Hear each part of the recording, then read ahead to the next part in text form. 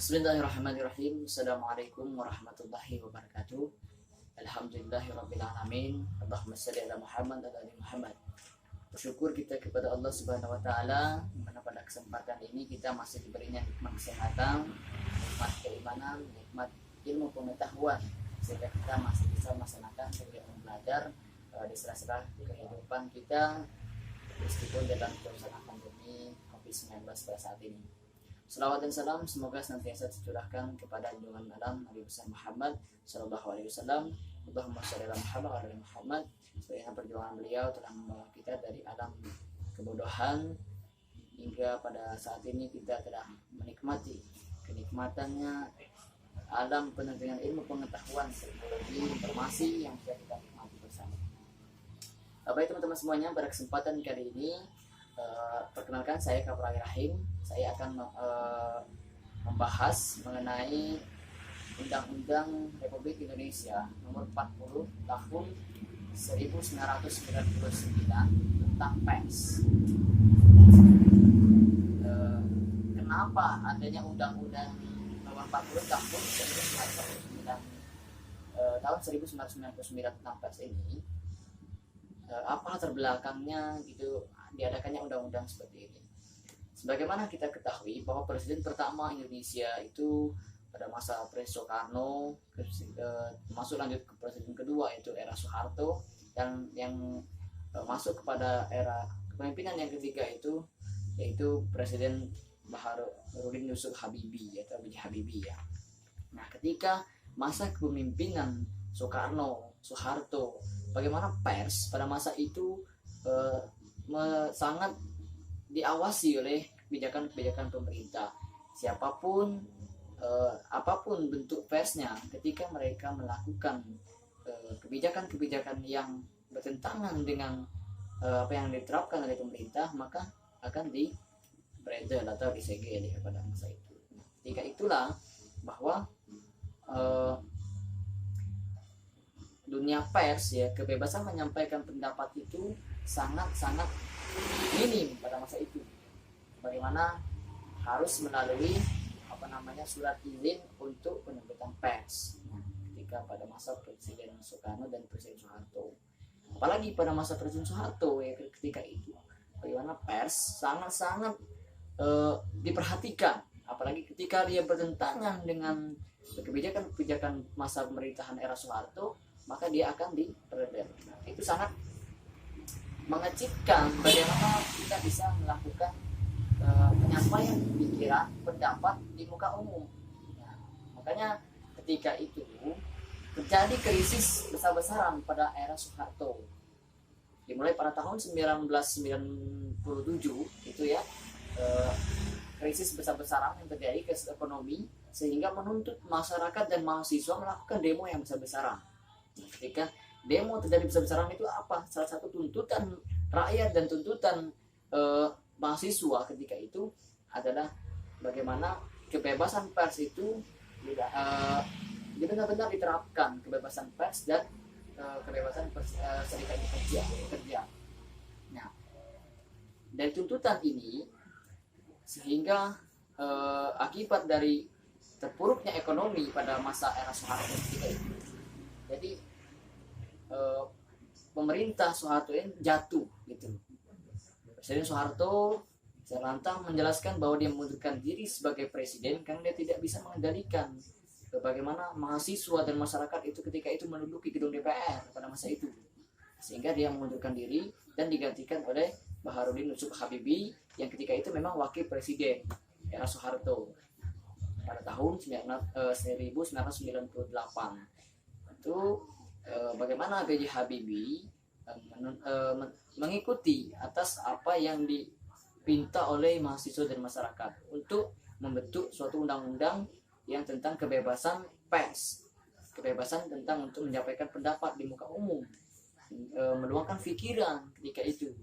Nah, maka pada masa era B.J. Habibie, maka dibentuklah Undang-Undang Nomor 40 Tahun 1999 tentang pers ketika itu. Dengan dasar pertimbangan apa? Bahwa pertimbangan yang pertama itu adalah pada pasal 28 Undang-Undang Dasar 1945 kita itu dijamin tentang kebebasan untuk menyampaikan pendapat. Ini kenapa ada jaminannya tapi kita tidak bisa menyampaikan pendapat melalui dunia pers ketika itu. Nah, maka ini salah satu menjadi landasan untuk dijadikan sebagai landasan untuk membentuk Undang-Undang Nomor 40 ini. Nah, selain itu bahwa diketahui pertimbangannya kemerdekaan menyampaikan pendapat di dalam bermasyarakat, berbangsa dan bernegara ini merupakan suatu hal yang fantastis yang harus dikembangkan oleh dunia pers untuk menciptakan negara yang demokratis, yang baik dalam melakukan hak-hak untuk memenuhi kehidupan masyarakat pada masa itu. Nah, selanjutnya pers dipandang sebagai media komunikasi atau wahana dalam menyampaikan informasi ya yang dikemas dengan baik, yang diperoleh melalui pencarian, pengelolaan, meliput dan mengolahnya sehingga dia menjadi suatu informasi untuk disampaikan kepada masyarakat. Begitupun masyarakat bisa menyampaikan informasi juga, bisa menerima informasi dengan baik seperti itu.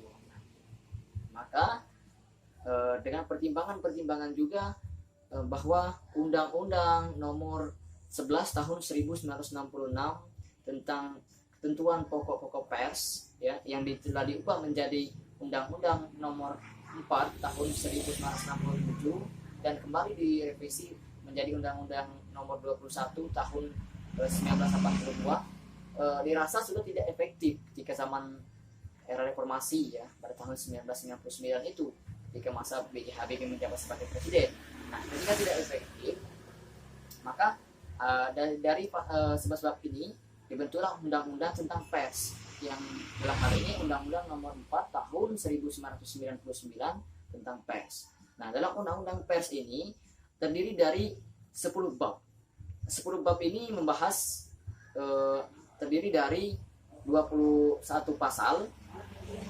Nah, dalam bab ini yang pertama itu adalah bab ketentuan umum. Bab 1 itu tentang ketentuan umum bagaimana pers itu sendiri, bahwa pers itu adalah media untuk menyampaikan informasi yang dikelola dengan baik untuk disampaikan ke masyarakat agar masyarakat bisa menerima informasi dengan baik.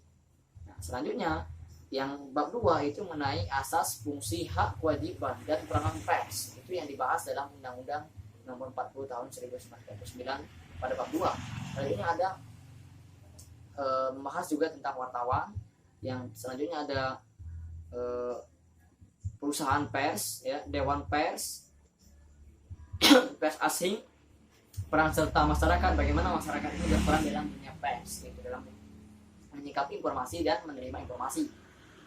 Tentunya tadinya ketentuan pidana, ketentuan peralihan, ketentuan penutup. Nah, di sini dibahas bagaimana ada 10 bab dalam Undang-Undang Nomor 40 tahun 1949 ini 1999 ini tentang pers ini ada 10 bab dan terdiri dari 21 pasal yang membahas bagaimana undang-undang tentang kebebasan pers, tentang kebebasan kita menyampaikan pendapat, bagaimana dalam hal ini kita kebebasan pendapat ini kan sudah diatur dalam Undang-Undang tahun 1945 ya, pasal 28 itu telah diatur bagaimana kita mengemukakan pendapat.